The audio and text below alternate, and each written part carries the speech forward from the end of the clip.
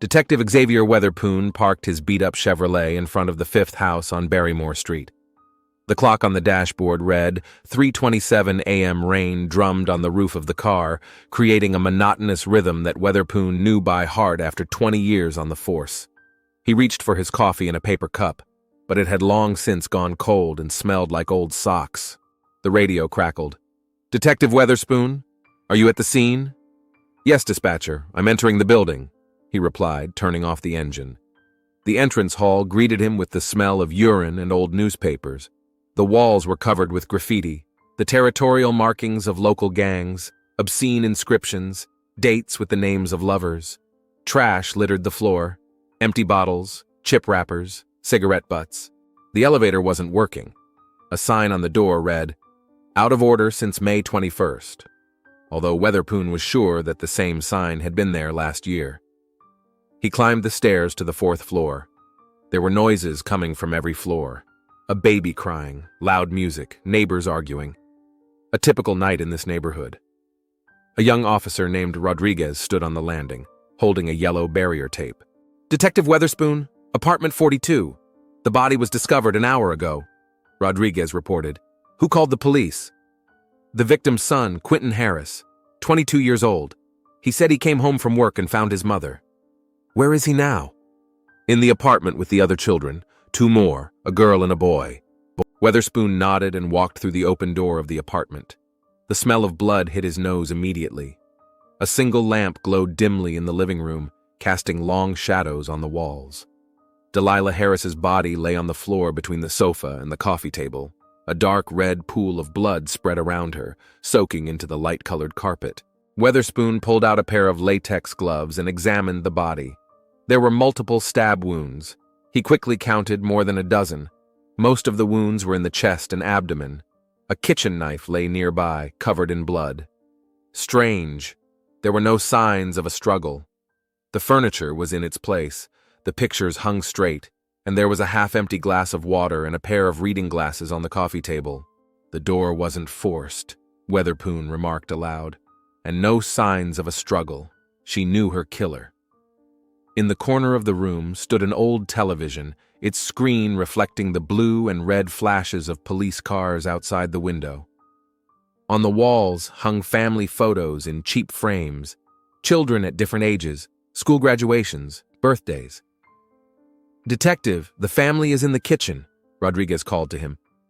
Weatherspoon walked into the kitchen. 3 people were sitting at the table. Quentin Harris was a tall guy with neat cornrows, dressed in a warehouse worker's uniform. Next to him sat 2 children, a girl of about 12 in pink pajamas and a boy of about 10 in superhero pajamas. Both of the younger children were crying, their eyes swollen from tears. "Quentin?" Weatherpoon addressed him. The guy looked up. His eyes showed both shock and some kind of restrained rage. His hands were on the table, his fingers clenching and unclenching. "Detective, yes. Is she really dead?" "Yes. Tell me what happened."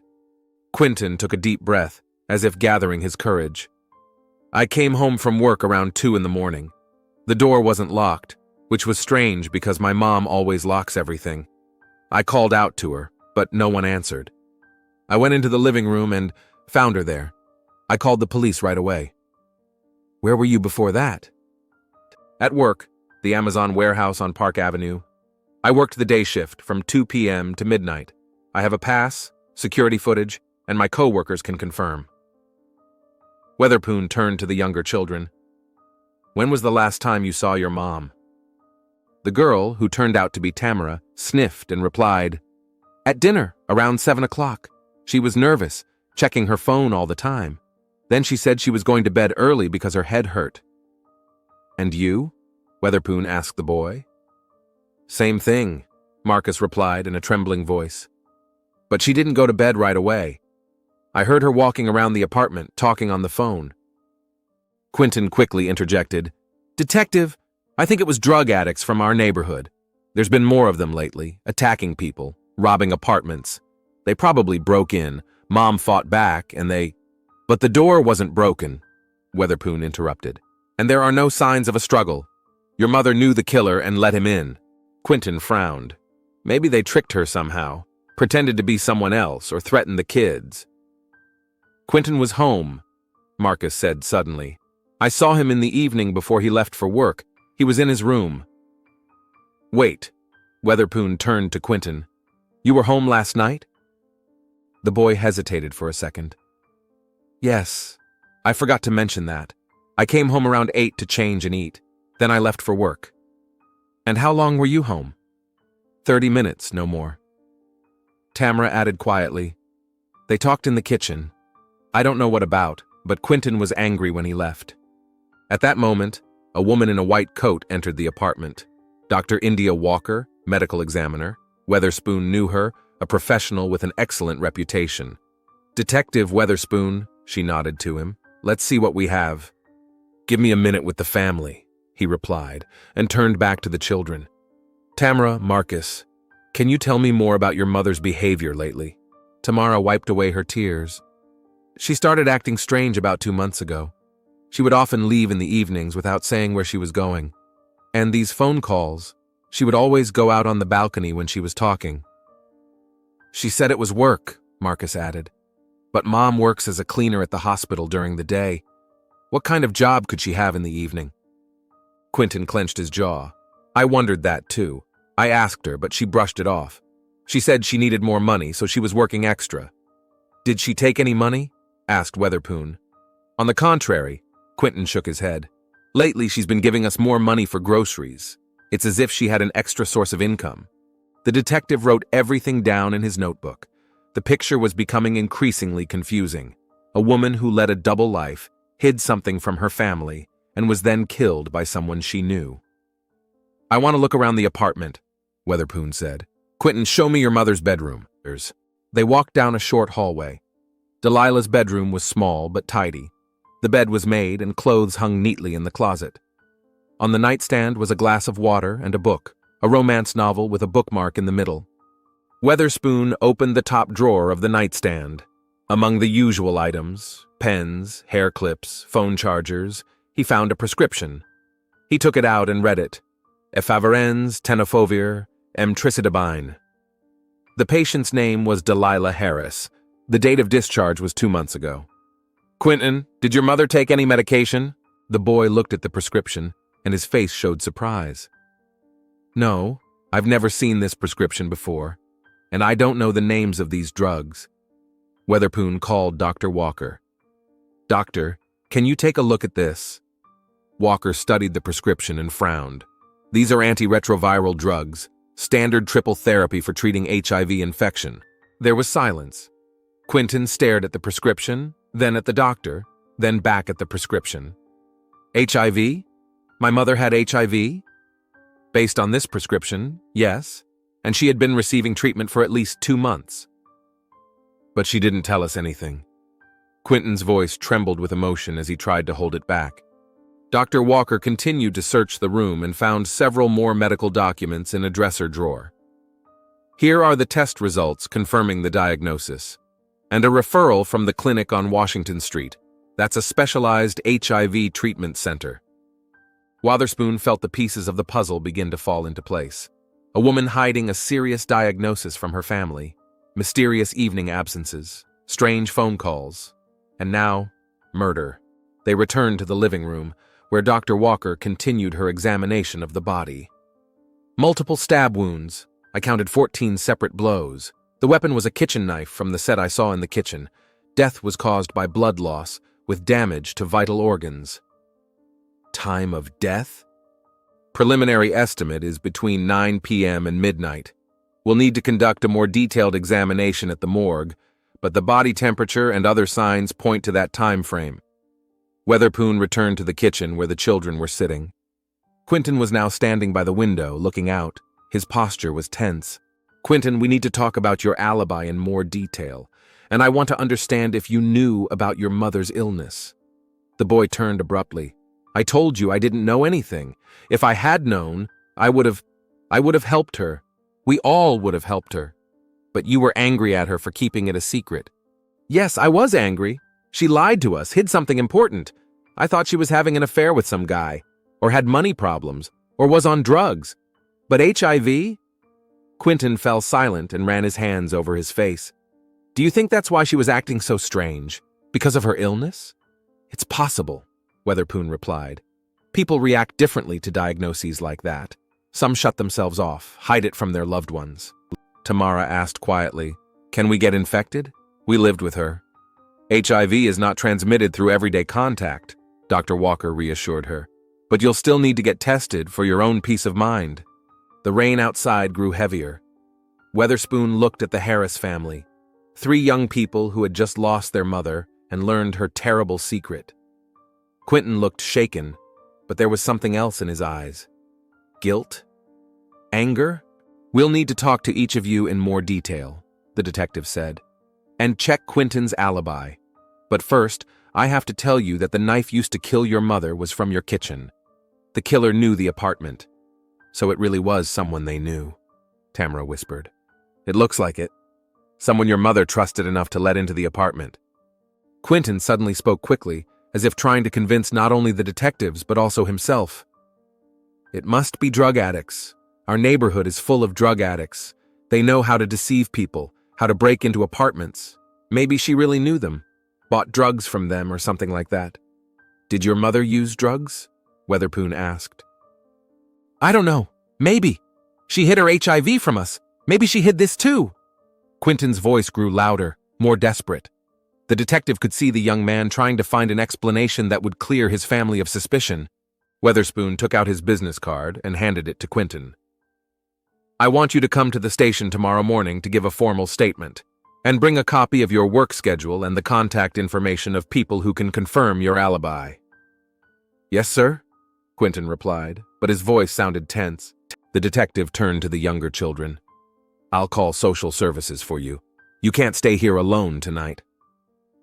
An hour later, Weatherpoon got into his car, holding a prescription for antiretroviral drugs in his hand. He knew this case was going to be complicated.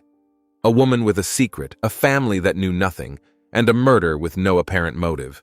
At least, no apparent motive yet. The rain continued to pour down, the windshield wipers barely keeping up with the flow of water. Weatherspoon started the car and began to formulate a plan for the morning. Check Quentin's alibi, talk to his mother's doctors, find out who she might have been seeing in the evenings. But first, he needed to understand why Delilah Harris had hidden her illness from her children and whether it was connected to her murder. The morning began with a phone call. Weatherspoon hadn't finished his coffee when his work phone rang. Detective Weatherspoon? This is Officer Rodriguez. We have some information on your Harris case. Go ahead. We checked Delilah Harris's phone calls for the last month. Most of the outgoing calls were to one number, a state prison, Block 847, a certain Jarvis Matthews, 25 years old. Weatherpoon sat up straight in his chair. Prison? Great. I'm on my way there right now. An hour later, he was standing at the entrance to the state correctional facility. Gray walls, barbed wire, guards with impenetrable faces. A place where hope dies slowly. After his documents were checked and he was searched, he was taken to a meeting room. Jarvis Matthews was exactly as Weatherpoon had imagined him. Young, handsome, with a confident gaze and tattoos on his neck. He was wearing an orange prison uniform, his hands cuffed. Detective Weatherpoon, said the guard, you have 30 minutes. Weatherspoon sat down across from Jarvis. I'm investigating the murder of Delilah Harris. According to phone records, you were in frequent contact. Jarvis's face changed instantly. Confidence gave way to shock, then pain. Delilah's dead? His voice trembled.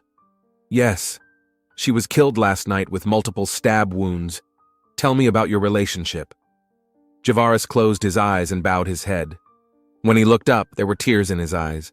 I loved her. I truly loved her. She was the only person who believed in me. How did you meet? 6 months ago. She came here with a group of volunteers from the hospital. They were conducting medical examinations. We started writing to each other, then she started coming to visit me. How often did she come? Twice a week. Sometimes more if she got extra passes. Jarvis straightened up. Detective, I know how this looks, but we had something special. She understood me. What did you talk about? About life, about the future, about how everything would change when I got out. Jarvis paused. I was supposed to be released next month. Parole. Delilah was helping me with the paperwork with a lawyer. Weatherspoon wrote down every word. Did she tell you about her family?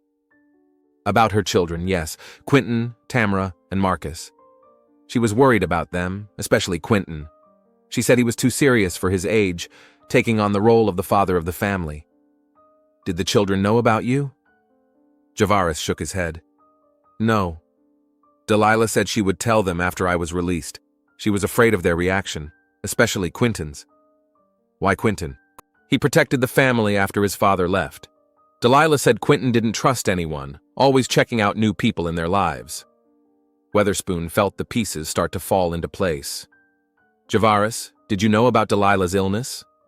The young man's face grew serious. Yes, she told me a month ago. She said she had to be honest before we started a life together. And how did you react? I hugged her and told her it didn't change anything. I researched the issue, read everything I could find about HIV.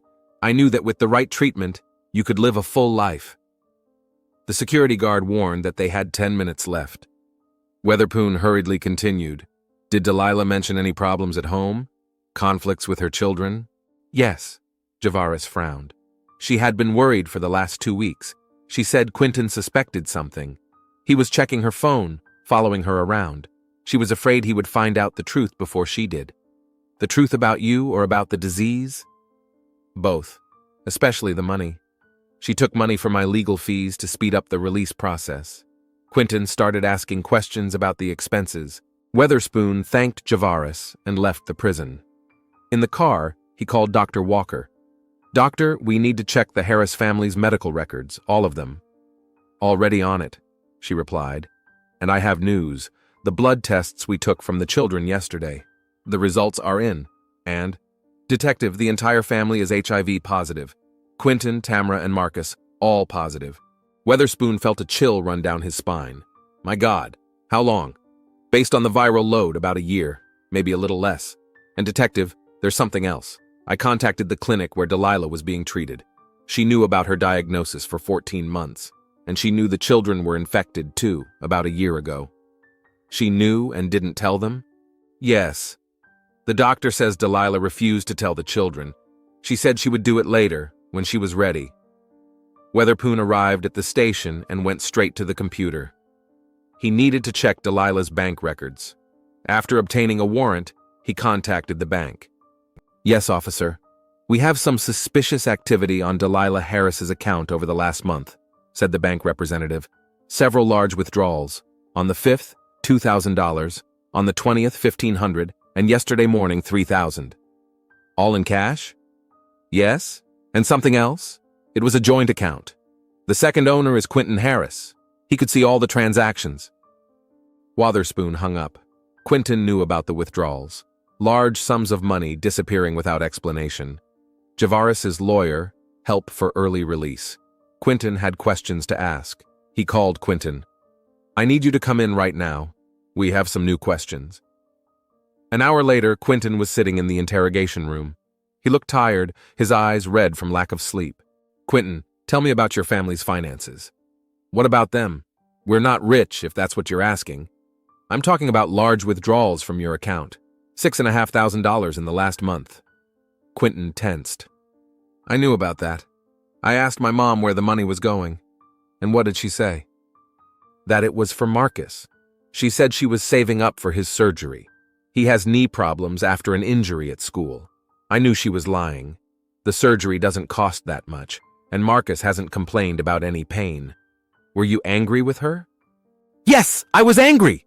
Quentin slammed his fist on the table. That was our family savings! Money we'd been saving for years! For Tamara's college education, for emergencies! And she was spending it on God knows what! Quentin, Weatherspoon leaned forward. Your mother was seeing a man, an inmate named Jarvis Matthews. Did you know about this? Quentin's face contorted with rage. A convict? She was seeing a criminal? You didn't know? No, but I suspected there was someone. The phone calls, the nights out. I thought she was having an affair, but with a convict? Quentin stood up and began pacing the small room. And she was spending our money on him? On bail, on a lawyer to get him out? Yes, for God's sake. She risked our lives for some criminal. Quentin, Weatherpoon said cautiously, there's something else you need to know. The young man stopped and turned to the detective. His eyes were filled with dread. Your family, all of you, you're HIV positive. Quentin froze. His skin turned ashen. He slowly sat down on a chair. What? The whole family, you, Tamara, Marcus, and your mother has known about this for about a year. She didn't tell you. Quentin grabbed his head with his hands. No, that's impossible. She couldn't. She knew and kept it a secret. Maybe she was afraid of your reaction, or maybe she wasn't ready to accept it herself. She was killing us, Quentin whispered. She was slowly killing us by hiding her diagnosis, and she was spending our money on a prisoner. The detective saw the rage building in the young man's eyes. Quentin, when was the last time you spoke to your mother? Last night, when I got home from work. What did you talk about? I asked her about the money, again. I told her that if she didn't explain where the savings were going, I would go to the bank and freeze the account. I have that right as a co-owner. And what did she say? Quentin clenched his fists. She told me to mind my own business, that I was just a child and didn't understand.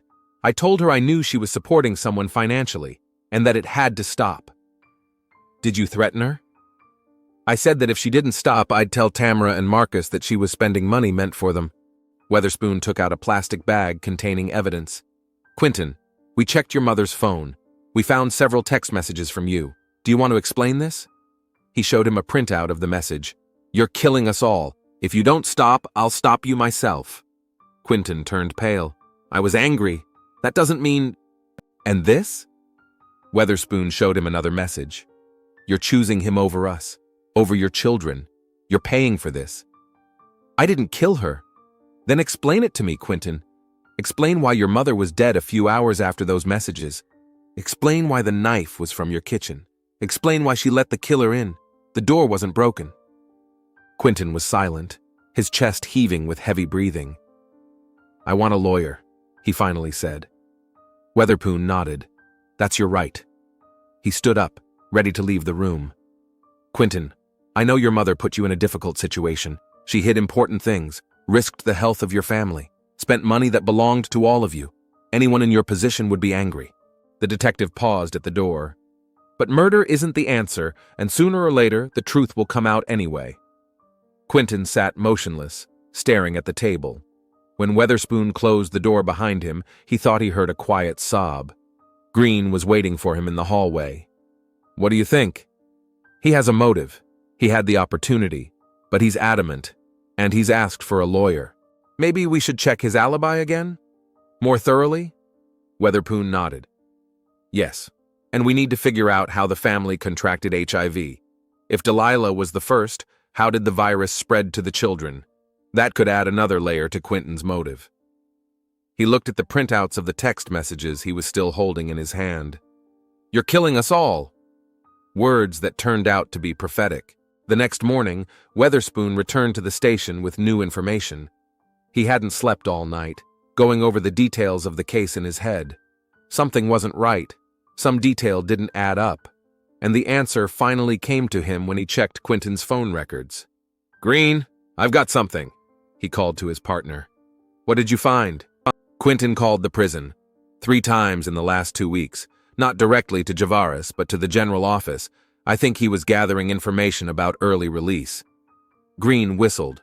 So he knew about his mother's plans to get this guy out? Yes, and not just knew. He was trying to find out the details, the schedule, the deadlines, the procedures.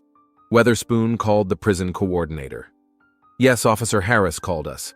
He identified himself as a relative of a potentially eligible inmate named Matthews. He asked about hearing dates and what other documents were needed for early release. We gave him the standard information. The detective hung up. Green, Quentin knew exactly what his mother was planning. He knew the details. We need to talk to the younger children again. An hour later, they were sitting in the station with Tamara and Marcus. They were accompanied by a specialist, a child psychologist who was conducting a session of regressive hypnosis to help the children remember the details of the night of the murder. Tamara, relax, the psychologist said gently. I want you to go back to that evening. You're in your room. What do you hear? The girl closed her eyes and her breathing slowed. I'm doing my homework. Math. I hear voices from the kitchen. Mom and Quentin. What are they talking about? Quentin is angry, very angry. He's talking about money. He says he knows about his plans, about some guy. Can you remember the exact words? Tamara frowned, concentrating. Quentin yells, I know what you're spending our money on that criminal. And Mom says, you don't understand. It's none of your business. And Quentin says, none of my business? You're spending money on his lawyer when we don't have money for treatment. Weatherspoon wrote down every word. What happened next? They went into my mom's room, but I could still hear them. Quentin was yelling, You're choosing him over us? You're going to spend the last of our money on him while we're dying? The room fell silent. Even the psychologist was surprised by the vividness of the memory. Tamara, do you remember what your mom said? She cried. She said, I love him, Quentin. I deserve to be happy, and I'll help you with treatment, but first I have to help him. Quentin was so angry. I'd never heard him yell like that before. He said, if he gets out of prison, I'll kill him, and you too if I have to. Weatherspoon and Green exchanged glances, a direct threat. Now it was Marcus's turn. The boy was younger, his memories more fragmented, but they added a key detail. Quentin came out of my mom's room, Marcus said under hypnosis.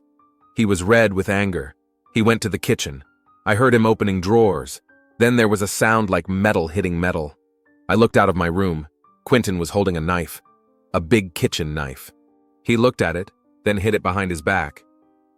What happened next? He went back to my mom's door. I hid. I heard my mom crying. Quentin said, This is the last time I'm asking. Are you going to give up this plan? My mom said, No. And Quentin went in. After the hypnosis session, the children looked exhausted. They were taken to a break room, and the detectives stayed behind to discuss the new information. We need physical evidence, Green said. The children's statements are strong, but we need something tangible. Clothing, Weatherpoon replied. Quentin was at the scene of the crime. There should be traces of blood on him. They obtained a search warrant for Quentin's apartment. Sure enough, they found a plastic bag in a dumpster near the house. Inside was Quentin's yellow work shirt, cut into pieces and washed very thoroughly. But even the most diligent washing couldn't remove all the bloodstains. Take it to the lab, Weatherpoon said. Urgent analysis. 3 hours later, Walker called. Detective, we have a match.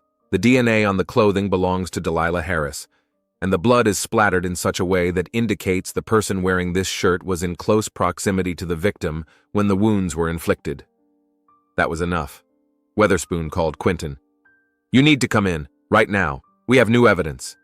In the interrogation room, Quentin looked like a hunted animal. His lawyer, a young man in a wrinkled suit, sat next to him, nervously shuffling papers. Quentin, Weatherspoon began, we found your shirt, the one you threw away after the murder. It has your mother's blood on it. The young man pressed his lips together but did not respond. And the children remembered the conversation you had with your mother. About Javaris, about the money, about your threat to kill them both. I didn't, Quentin began, but the lawyer stopped him. Quentin, Green leaned forward.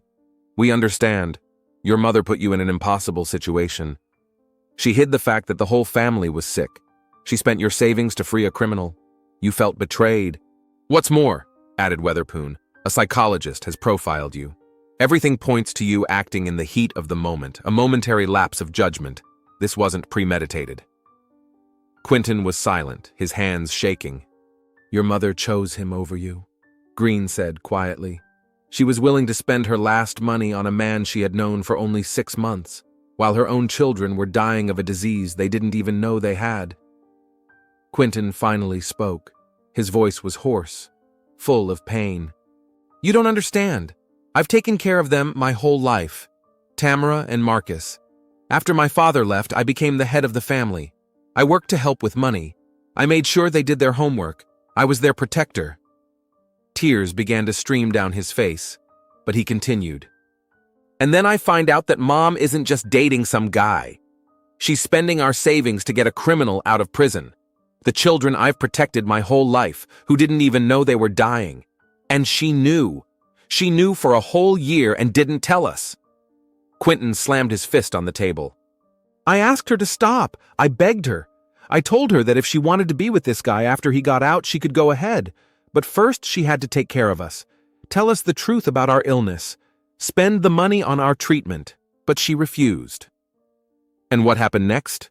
Weatherpoon asked gently. I grabbed a knife. I don't know why. I just wanted to scare her, show her I was serious.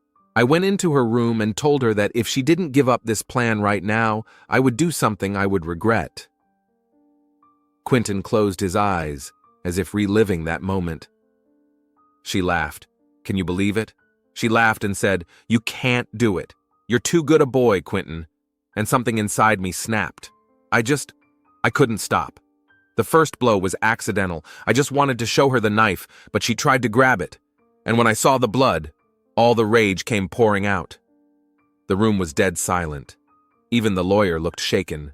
She was dying and I couldn't stop, Quentin continued. All I could think about was that she chose him over us, that she was willing to let us die to save some criminal she'd known for 6 months. Quentin looked up at the detectives. I killed my mother. I know it's unforgivable, but at that moment I thought I was saving my family. Weatherspoon nodded. Thank you for your honesty, Quentin. Now we need to make this official. When Quentin was led away, the detectives returned to their offices. The case was closed, but there was no joy. Too much pain, too many lives destroyed. The next day, Weatherpoon went to the prison. Jarvis was sitting in the same visiting room, but he looked completely different. Lost, devastated. I know why you're here, he said before the detective could speak. The guards told me about Quentin, that he was arrested for Delilah's murder. Yes, Weatherpoon confirmed. He confessed. Jarvis covered his face with his hands. He thinks I stole her from them, that I'm the reason for all this. In a way, yes, but you didn't kill Delilah. Maybe I shouldn't have been so selfish. I knew about her family, knew she had children, but I was so lonely, and she was the only person who saw me as more than just a criminal. Jarvis looked up. Detective, I want to withdraw my request for parole. I can't go out there right now. Not after what happened. Weatherspoon nodded. That's your decision. A month later, Weatherspoon sat in the courtroom. Quentin Harris was sentenced to 15 years in prison for second-degree murder. The court found that he had acted in the heat of passion, provoked by extreme circumstances. Tamara and Marcus sat in the front row. They began HIV treatment and were provided with psychological support and a temporary guardian. As Quentin was led away, he turned to them and whispered, I'm sorry. Tamara nodded, tears streaming down her cheeks. Marcus buried his face in her shoulder. After the trial, Weatherspoon went to a local bar. Quiet music played in the corner, and there were few patrons. He ordered a whiskey and sat in the far corner, thinking about the case. A family destroyed by secrets and lies. A mother who tried to protect her children by hiding the truth, but ended up provoking tragedy. A son who tried to protect his family and became a murderer. Weatherspoon's phone rang. The officer on duty reported a new murder. The detective finished his whiskey and got up. The work continues. There is always a new case, a new tragedy, new people whose lives have been destroyed. But this case will stay with him for a long time. Not because it was particularly difficult or cruel. It was because there were no real villains. Only people who tried to protect those they loved and ended up destroying everything. Weatherspoon stepped outside. The rain had stopped, but the air was still damp. Sirens could be heard in the distance. A new case awaited him.